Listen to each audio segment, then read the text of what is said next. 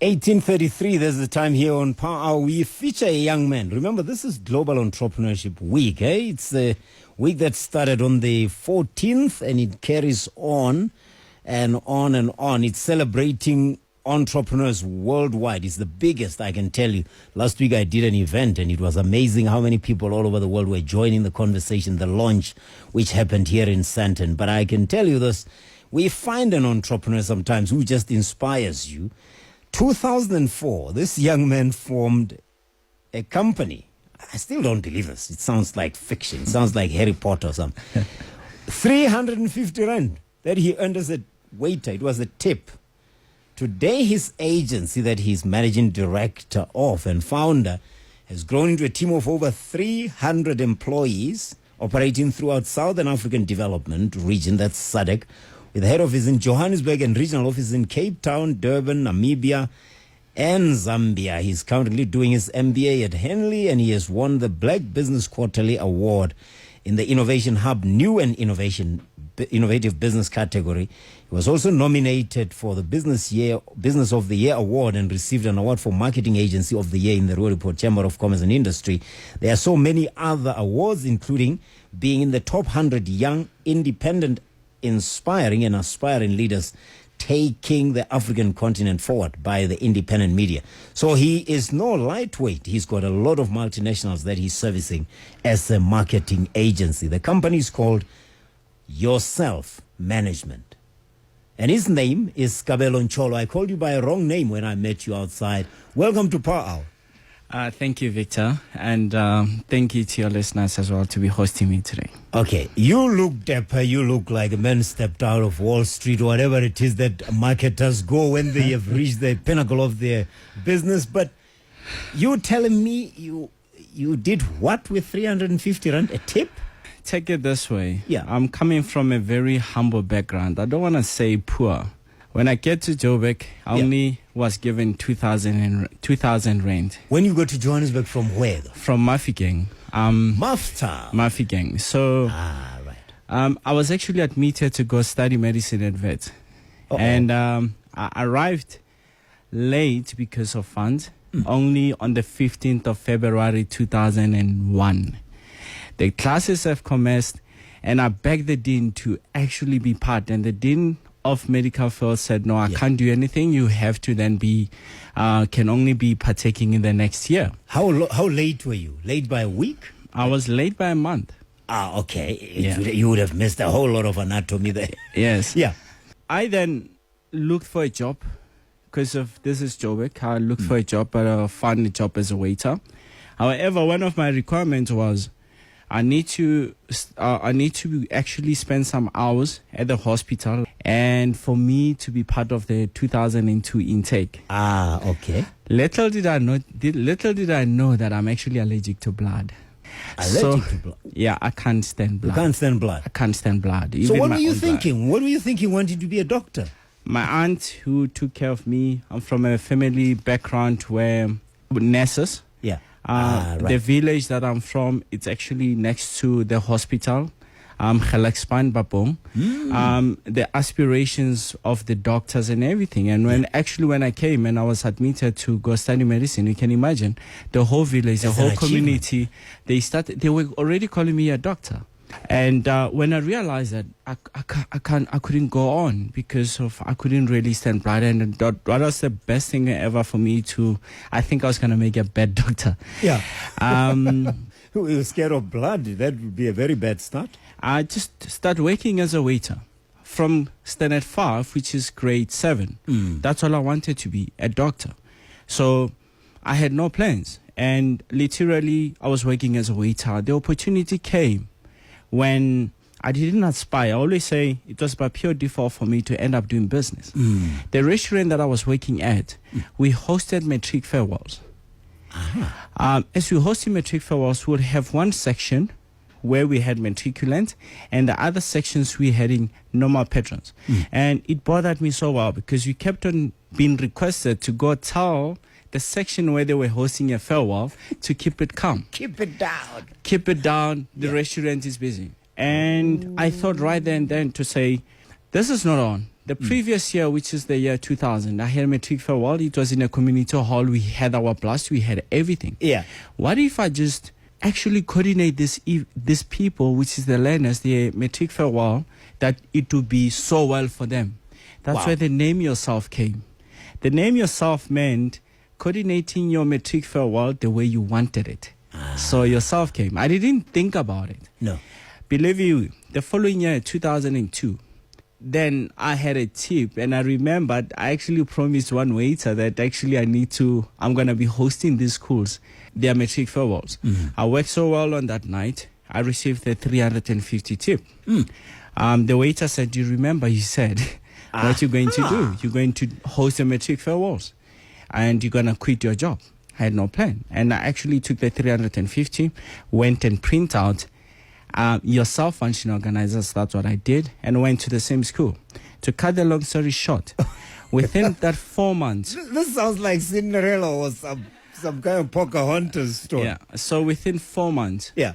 I had 4 schools that I have agreed because of I knew what I actually, where they were missing. Yeah. I was exposed when they came to the restaurant, and they paid me 25,000 each. And I had 4 schools at the age of 19. So you can imagine, 100,000.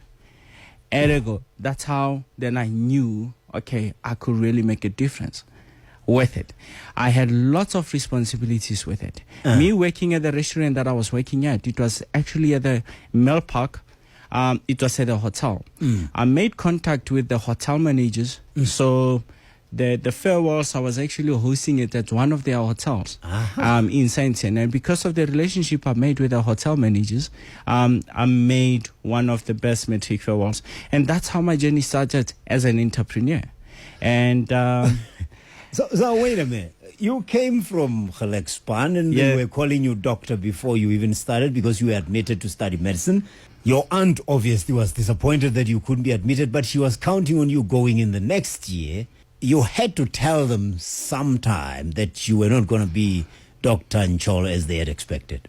How long did it take you to tell them? it took me 4 years. I couldn't go back every time. So in their world, you were studying medicine? In that world, I was being called a doctor. Before I could do anything, I was being introduced to the kids of neighbors to say this is a doctor. So there was a hell lot of pressure. And I think that was one pressure that also really motivated me to make something with what I was doing at that time. Okay. 4 years, meaning you succeeded as a businessman before you could tell them that you are not studying. In the meantime, what did you say? When they didn't ask for results, they didn't ask you how you were doing, you just said what? You were passing? It was not an easy road. I started to take care of my great-granny. Right. While I was working with whatever that I was doing. So I was actually starting to be responsible for what I was saying, black tax. And when I was coming, it's more of I was already responsible. I was already responsible at the age of 19, having to making sure that back at home, my family is taken care of and whatnot. And they just assumed it's because of what I'm doing. Probably I'm doing something on the side. You are in Johannesburg. Yes, I'm in Johannesburg. And that's I know you making money. Doesn't matter. They don't ask many questions, especially if you're able to take care. We're talking to Kabelo Ncholo. Kabelo Ncholo is a very amazing young man, managing director of a company called Yourself Management. He started this in 2004 with a 350 rand tip he earned as a waiter. He started by organizing matric farewell functions or year-end functions for matric students or learners. And now this company has grown. It's an agency. It hires 300 people or so, operating in the SADC region. Head office in Johannesburg, but regional office in Cape Town, Durban. But they're also in Namibia and in Zambia. If you're not inspired by this story, you're made of wood. All right? Because I don't know anybody who takes a tip and starts a business, especially because he had promised someone who reminded him. You said, you're going to start a business, you're going to host. There you go. You've made your tip. Off you go. That's the beauty of telling people about your dreams, isn't it, Kabelo? Because then somebody becomes your conscience. That's how it's always been. I've always been vocal with what I say and what I want to achieve. Yeah. And being very inspiring. And the fact that the moment you're starting to talk about it. It's more like people wait and see to say, hey. It's performance management. Yeah, of Please course. put your headphones because we have a caller from Reimsach. Let's say hello to Lucky. Welcome to Power Hour, Lucky. I'm very well, Mr. Victor. Yeah, go ahead. Speak to You're sitting Kabelo. with a giant there. He is a giant. Yeah, he knows who's talking. Okay, he knows you. You know Lucky, Kabelo? I know Lucky. He's one of the people. Yeah, I just like to say, to cut a long story short, that's a guy who have worked his way all the way to the top. No favors. From the... No one cutting his slack. Okay. And he's quite an inspiration. All right, Lucky in Reimsach. And that's why I'm saying you must keep it up. Keep it up. Excellent. Lucky in Reimsach. The line is not the best, but you get an idea. So he's not the man who reminded you that you had made a pledge you'd start your own business, but at least he knows your business. Huh? Lucky is one of the people that we have made a bet, and he understands when I was being vocal is. So what did he bet? That you wouldn't do it? He called your bluff. We made a bet. He's into business. I'll tell you one thing. Yeah. I know that this is he actually stayed at we were staying in one of my townhouses in Florida.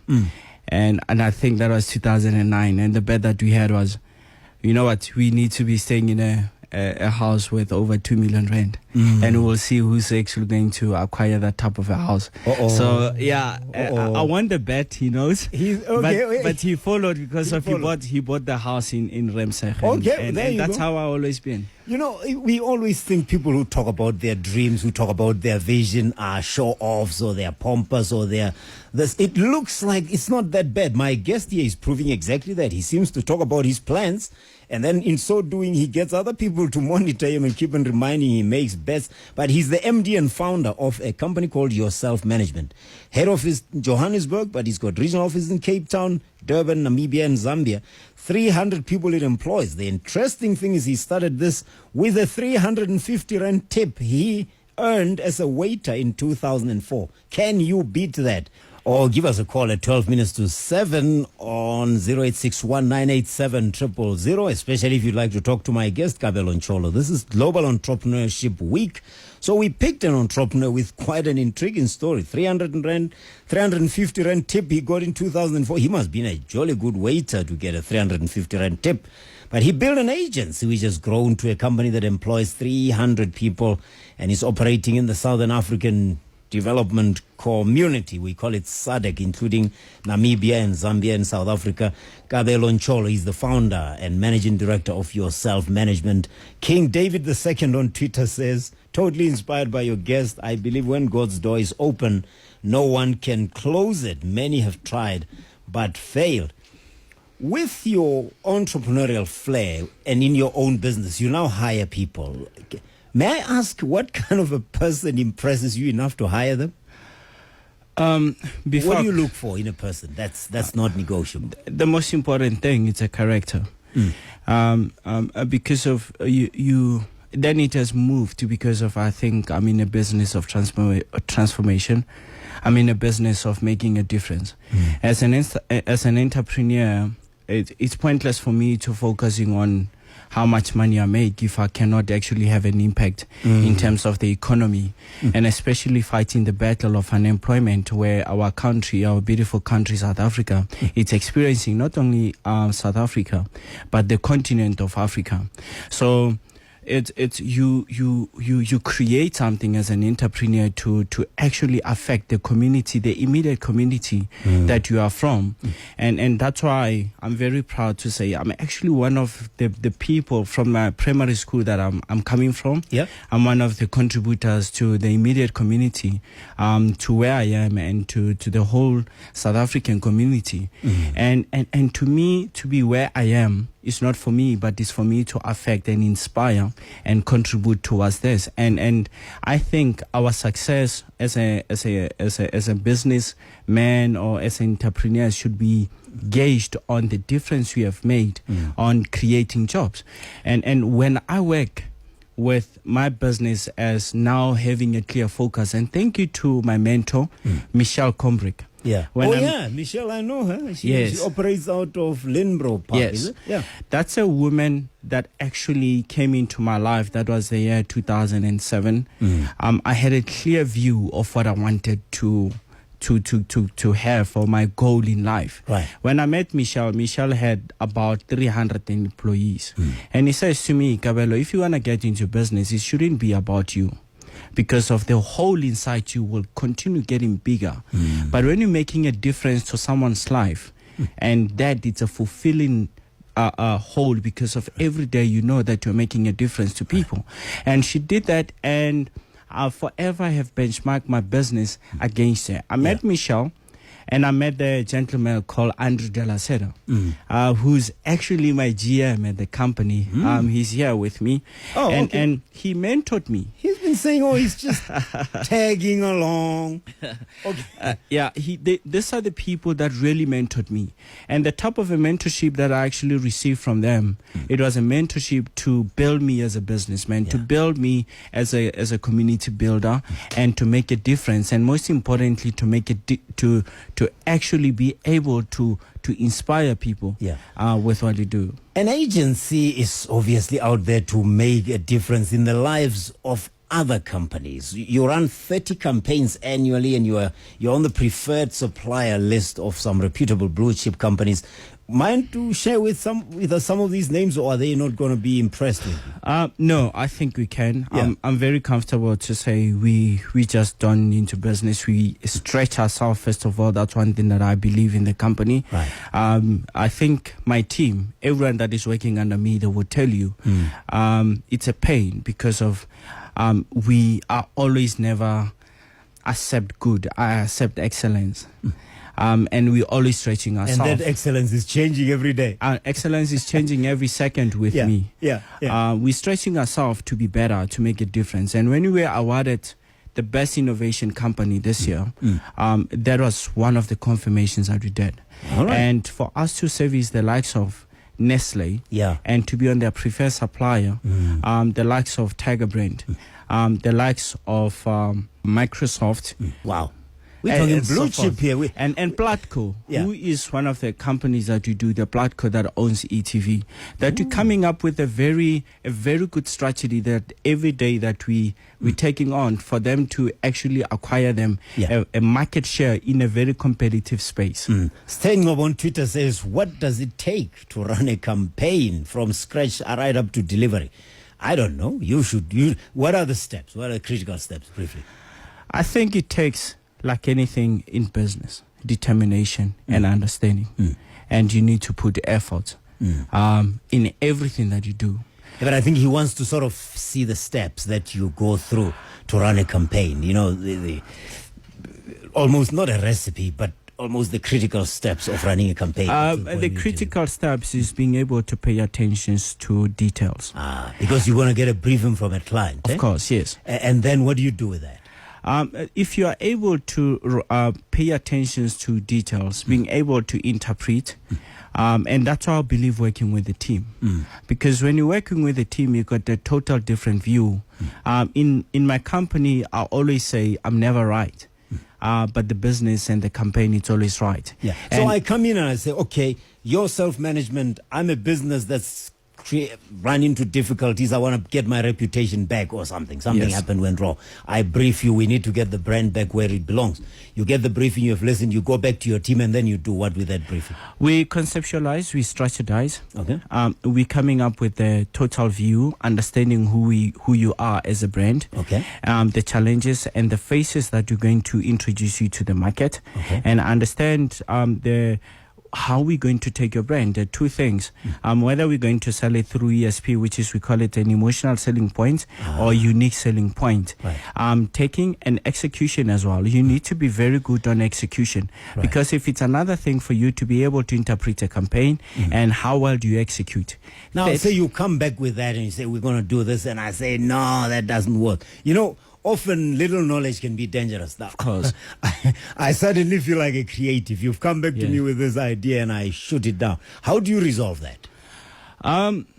It's about the client. It's about understanding. And I always say this when you come into the client, it's us understanding the IP of the client. And we as a marketing agency, we got our own thoughts, but we're working for you. Right. We need to understand what you want to achieve and help you achieve your vision. And everything. So that's what we do. We will work with you and we will give you the dance and what is possible and what is not possible. So the waiter in Kabelo comes back. I mean, it's like somebody who orders a steak. I want it well done. And it comes back. No, this is not well done. This is very well done. Blah, blah. Nati in Johannesburg CBD. Put on your headphones, please. Welcome to Power Hour, Nati. Hi, Pravik. How are you? All right, thanks. And how are you, man? I'm very well. I just joined the conversation in the middle. Yeah. I hope my question will be relevant. I like that young man. I like his confidence. Yeah. Pravik, what I wanted to find out, in terms of the companies that they will engage with, Yes. do they have maybe a minimum threshold in terms of revenue? Yeah. Because I'm kind of thinking about my product and how I want to reposition it in South Africa. Yeah. I'm thinking this could be the guy who can assist me to reposition the product. Yeah. Well, Nati, we could have helped you reposition it here if you just honored our invitation to be a guest. You see, my man, you. Okay, I'll stay on the line because I want Kolani to get your details. I've been chasing you, man. You like a will of a wisp. Okay, I'll stay on the line. Kabelo will answer that, but don't hang up. Nati, he runs a beautiful project in the CBD, SIMA. People talk about CA, but they don't talk about SIMA, which is management accounting. A brilliant young South African. And he's doing a great job. He's consistent. Do you have a threshold that we only work? Because I know you don't charge peanuts, you marketing agency people. No, of course, we don't have a threshold. We don't have, we work with everyone. Whoever is willing to work with us, we are able to work and take you through. Okay. And we do BC, our business to consumer, business to business strategy, how to position you. Wow. And that is one of our strength, because even all our clients that we are servicing, it's because of we invested so much on understanding the client's IP. Right. Your strategy, where to take, and we partners. We call our clients a partner. So we partner with your brand. We don't save you as a client and let you go. So we partner and we take pleasure in seeing growth on your brand, on your organization, and those are the things where we are consistently working on a market case study with your brand. A balance of the intellectual, the numbers, because people want proof that the campaign will deliver results, but at the same time you take this line that you are part of the client's business. You're not just casually coming in, doing that and walking away. That must take some philosophy. And you're a spiritual person? Is it something that comes from the spiritual side, or just your upbringing? What is it that cuts you and makes you the man you are? I run my business in a godly way. God is the centerpiece of my life. Right. Everyone who actually came into contact with me, you will understand. I got a story that doesn't make sense to anybody. But at the end, I know is the hand of God. Right. I could tell you now, my company have never went out and sourced business since 2011. Business comes to you. We've been having business coming on, and we are extending in the next 2 years. I got a very good eye going to Nigeria. All of these opportunities, I totally believe that I could really be saying I'm smart, I got an IQ or emotional and all of these things. But for me to be alive, I'm very grateful to God. Excellent. Founder and Managing Director of Your Self Management, Kabelo Ncholo. Thank you very much for joining us on Power Hour. Stan Ngobo says, what would it take to be part of your team of service providers? Obviously, tag us and we will be able to share the details, the contact details. King David II saying, that guy is eloquent as well. The man, I love it when a black person starts from nothing and goes right through to the top. That's the show, folks. We thought that story would inspire you, and it sounds like it inspired a lot of it. Certainly did inspire Katle Homotsweneng saying, wow, I'm so inspired right now. Thank you, Ntate. Awesome show.